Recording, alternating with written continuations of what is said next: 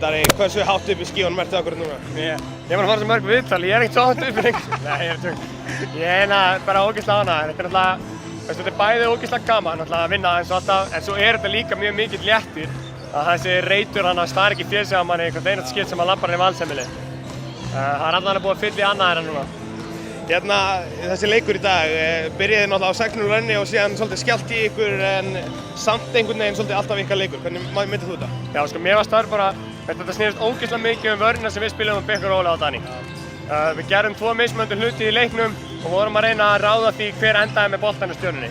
Og það gekk, þetta tvennt sem gerðist. Stundum bara gekk það illa og Dani kostaði körfuna að náða að búa okkur til og stundum að þá fékk bara einhver boltann sem átti að fá boltann og gerði eitthvað að viti. Það alveg eðlilegt, en yfir 40 mínútur og það fannst mér leikplanin ganga mjög vel. Eins og þú segir... Ástæða, ég ekki ennþá búinn að snerta þennan bikar. Háðan mér. Takk. Eins og þú segir, þetta svolítið stórt fyrir félagið, þvílíkur stuðningur sem við fáum í dag. Já, ertu að grínast maður. Það voru leigutrommur í Garðabænum, en samt varu valsarnir átnömbara bara 2 á móti 1 held ég sko, þetta var ógeðslega flott. Ég þurfti að labba til þeirra fyrir leik, byrjaði að færa skilrúmið. Eins og segir, en þetta náttúrulega bara byrjunin, þið nóg eftir Bikurum. Já, ég meina, já, en við ætlum bara að njóta þessa sigurs í kvöld og morgun og eitthvað.